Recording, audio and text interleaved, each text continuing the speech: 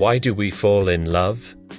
Why does one single person suddenly become the absolute center of your world? And why does that feeling hit harder and feel more addictive than any drug?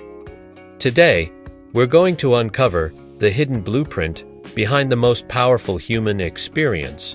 Welcome back. Love feels like pure magic, something totally out of our control. But what if I told you it's anything but random? It's a brilliant mix of biology, psychology, and pure evolutionary genius. So, let's break down exactly why you fall in love and how it all works. First up, evolution's grand plan. Reason one is simple: reproduction. Our ancient ancestors needed a powerful drive to pass on their genes.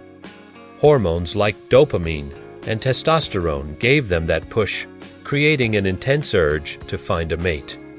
It was a biological imperative designed to ensure the survival of our species. Reason two is pair bonding. Raising a human child takes a very long time. Unlike many other species, our babies are helpless for years. Evolution's solution: create a bond strong enough to keep two parents together. The hormones oxytocin and vasopressin are released, forging a deep connection that ensures both parents stick around to protect and raise their offspring. And reason three is tribal survival. Love didn't just bond couples.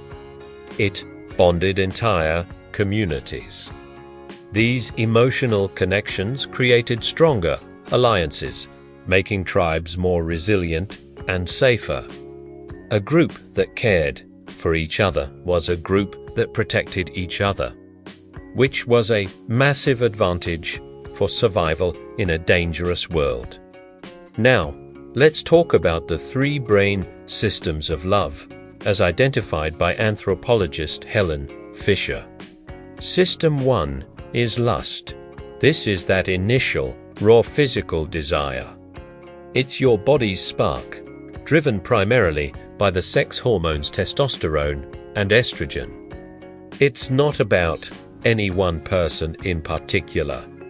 It's just a general feeling of wanting to connect physically. System 2 is attraction. This is where things get personal. Attraction is that obsessive, can't eat, can't sleep phase where you're totally focused on one specific person. Your heart races when you see them. You can't stop checking your phone for their texts, and they occupy your every thought. This feeling is fueled by a rush of dopamine and norepinephrine, which give you that intense energy and focus. At the same time, your serotonin levels drop, which is a pattern also seen in people with obsessive-compulsive disorder. It literally makes you a little obsessed. Finally, System 3 is attachment. This is the calm, comforting feeling of long-term love. It's what allows couples to stay together for years, even after the initial crazy phase has passed. Attachment is driven by oxytocin and vasopressin, the same bonding hormones we talked about earlier. They create that deep sense of security, peace, and emotional home you feel with your partner. So, what exactly is this chemical cocktail that makes us feel so wild? Love is a powerful storm in your brain. Dopamine is the pleasure and reward chemical. It's what makes love feel so good and makes you crave more of it. Norepinephrine gets your adrenaline pumping, making your heart race and your palms sweat. Then there's the drop in serotonin, creating that sweet, obsessive focus on your beloved. Oxytocin, often called the cuddle hormone, is released during physical touch, like hugging or even just making eye contact, bonding you deeply. Another chemical, P, boosts feelings of euphoria. It's the same compound found in chocolate, but your brain in love produces way more. And Finally, endorphins, your body's natural painkillers, create a long-term sense of comfort and well-being with your partner. Get this, brain scans show that a brain in the early stages of romantic love looks almost identical to the brain of someone on cocaine. That's how powerful this chemical rush is. But why do we fall for certain people and not others? It's not as random as it seems. Your heart might feel like it has a mind of its own, but your brain definitely has a plan. We tend to fall for people who match an inner blueprint we've developed over our lives. First, there's similarity. We're often drawn to people who share our values, background, and sense of humor. Then there's proximity. You're much more likely to fall for someone you see often, like at work or in your neighborhood. We also love people who love us back. This is called reciprocal liking. If you find out someone has a crush on you, it can instantly make them more attractive. Our childhood also plays a huge role. Our early attachment style with our parents often shapes who we're drawn to as adults. And believe it or not, smell is a huge factor. We unconsciously detect genetic information through smell, looking for someone with a different immune system to give our potential offspring a better chance of survival. Finally, there are biological cues like signs of fertility or social status that our brain picks up on without us even realizing it. Of course, love isn't always a fairy tale. There's a dark side. When we're rejected, the brain areas that light up are the same ones that process physical pain.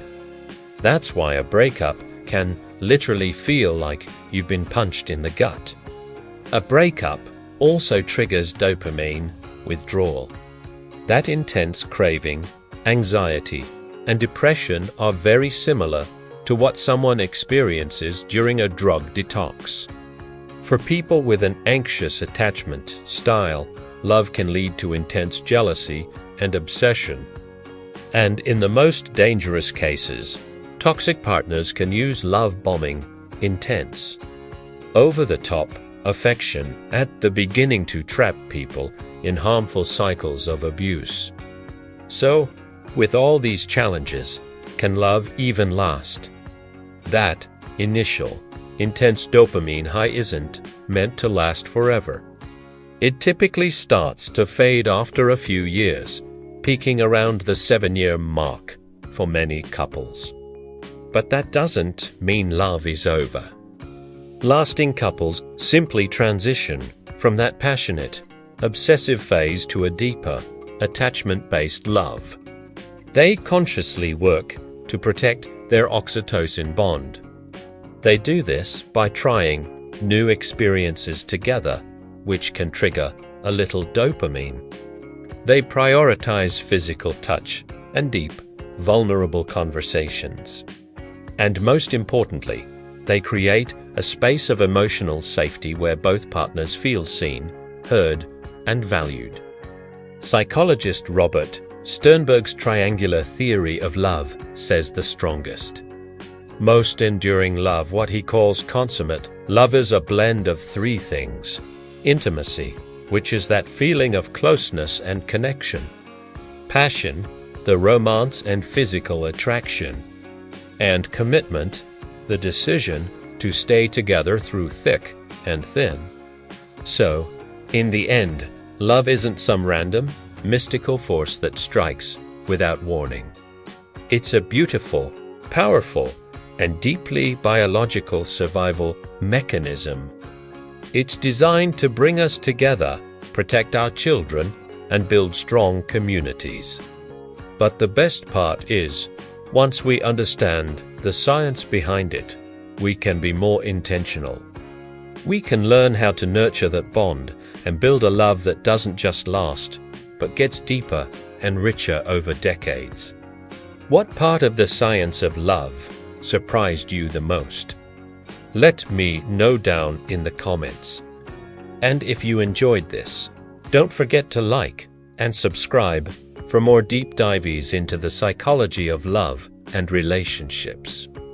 Thanks for watching.